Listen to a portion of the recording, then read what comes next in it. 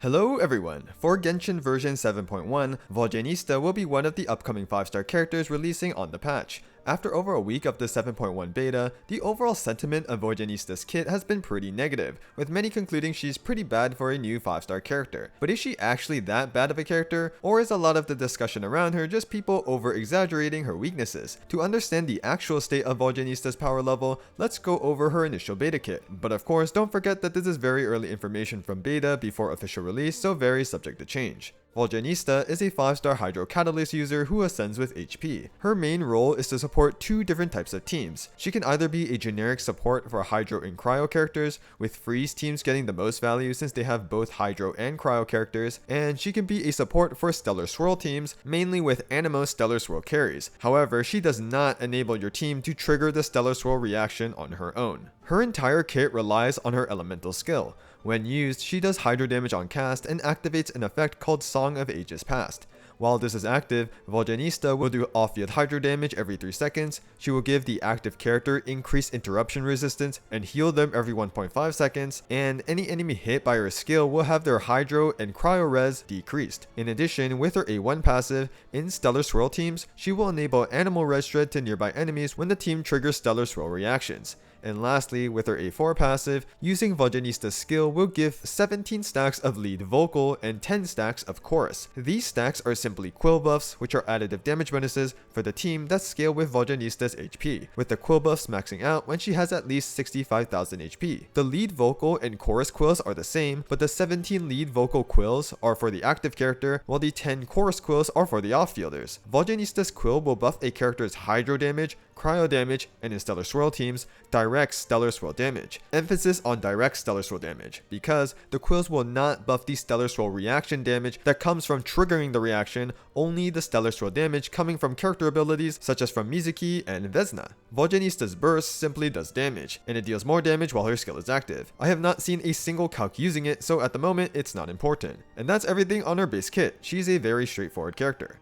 For her Constellations, C1 allows Vodyanitsa to give a team-wide attack buff scaling with her HP whenever she heals a character. With C2, Vodyanitsa's skill will give an additional 50% crit damage to Hydro and Cryo damage dealt by the active character, and in Stellar Swirl teams, this buff will instead be 60% crit damage to Stellar Swirl reaction damage for the active character. Her C2 also extends the duration of her skill by 9 seconds. C3 grants 3 skill town levels. C4 increases Vodyanitsa's healing when the active character she's healing is below 40% HP, but if they are above 40% HP, then Vodyanitsa herself will get increased HP, up to a total max of plus 60% HP. C5 grants 3 burst town levels, and lastly, C6 makes her C2 buff now apply to the whole team instead of just the active character. And the C6 will additionally give the team 25% elevation to Stellar Swirl reaction damage and 50% Hydro and Cryo damage bonus while Vodyanitsa's skill is active. Overall, at the current moment, her C1 is alright, her C2 looks pretty strong, and her C6 isn't that OP as a C6 and could be better in my opinion.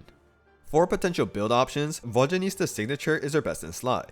HP percent substat gives a little bit of healing bonus, a stacking HP buff for more HP on her, and a stacking attack buff scaling off of Vodyanitsa's HP, which buffs the active character. And the HP and attack bonuses are increased when the team triggers Freeze or a Stellar Swirl reaction. Pretty decent signature because of its attack buff. For other weapon options, there are technically other HP catalysts like Kokomi's and Baiju's signature and Prototype Amber, but honestly, I don't think they are worth using. If you're not using Vodyanitsa's signature, then just use TTDS, as it also has an HP substat and an attack buff for the active character. The attack buff generally won't be active every rotation, making her signature better, but TTDS is still good. For artifacts, Vodyanitsa deals off-field damage with her skill, and she scales with HP, so 4-piece Tenacity of the Millilith is her best supportive set, allowing her to give an additional attack buff for the team. And for main stats and substats, keep it simple and just build HP to increase her quill buff. Other stats aren't really that important. 65,000 HP is needed to max her quill buff, but you're probably not reaching that without her signature, so just get as much as you can.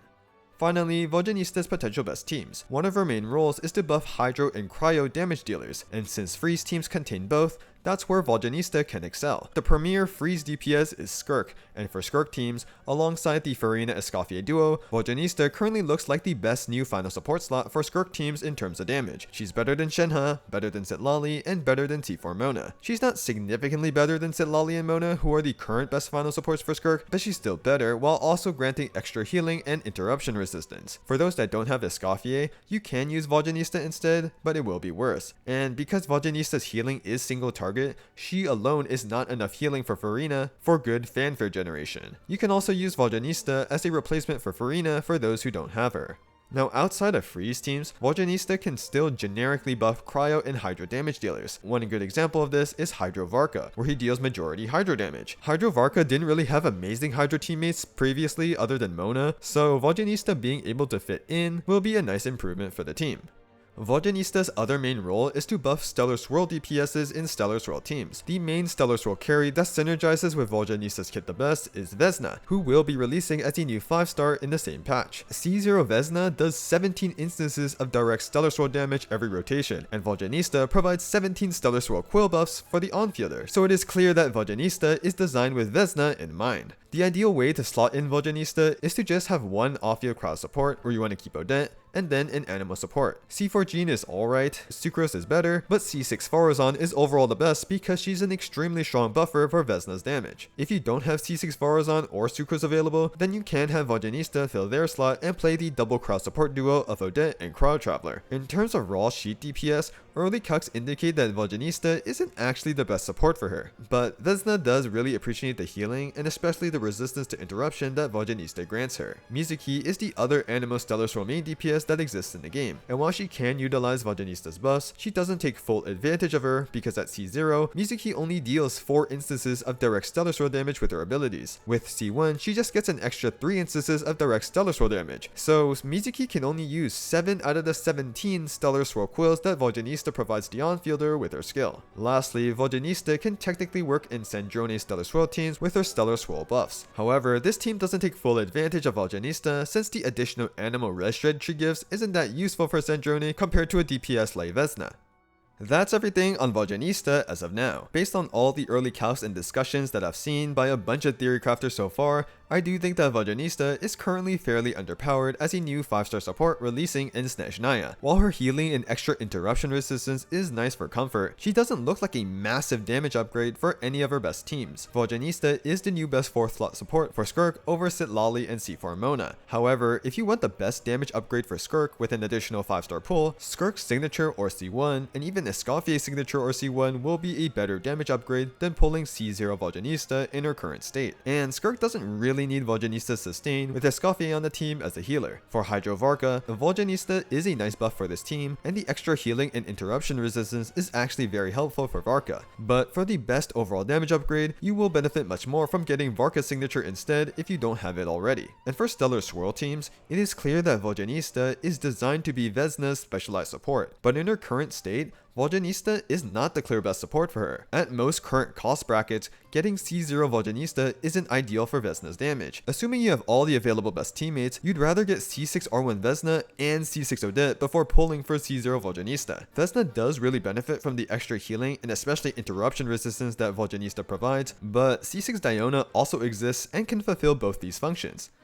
HOYOVerse clearly made Vodyanitsa a Hydro character to fit her aesthetic design, and to make her a support for multiple different team archetypes rather than just being a Stellar Swirl support. Unfortunately, her being Hydro and having off-field Hydro application makes her have anti-synergy with the Stellar Swirl reaction. If you want to trigger the most amount of Stellar Swirl reactions for more reaction damage, you just want to apply Cryo and Animo on top of the Cryo. But with the addition of Hydro, which will trigger Freeze, you will have less Cryo available for the Animo on your team to react with. Whether enemies are freezable or not, you will get less Stellar Swirl reaction damage with Vodyanitsa on the Stellar Swirl team. This isn't necessarily a bad thing if Vodyanitsa's raw damage buffs made up for the decreased reaction damage, but currently her buffs aren't extremely strong. Vodyanitsa is similar to Lalma as they both give quill buffs for their respective DPSs, but at the moment, Vodyanitsa's buffs for Stellar Swirl teams such as Vesna are like half as effective as Lalma's buffs for Nefer. Some people argue that this is good to limit power creep, but considering that we got so many strong teams just in the previous patch that pushed the damage ceiling, building and that power creep is very unlikely to stop soon, Vodyanitsa can't just be balanced if other characters are going to be powerful. Now, I have seen people comparing Vodyanitsa with Siegeween. This is definitely an over-exaggeration. Siegeween on release was mainly just a comfort option with Farina and didn't really have any best-in-slot meta teams. Vodyanitsa, on the other hand, is still best-in-slot for Skirk and Hydrovarka, and she's still one of the best support options for Vesna. But she is definitely an underpowered new 5-star character compared to the other recent 5-star releases, so I do expect her to get buffed in the upcoming week server beta, hopefully.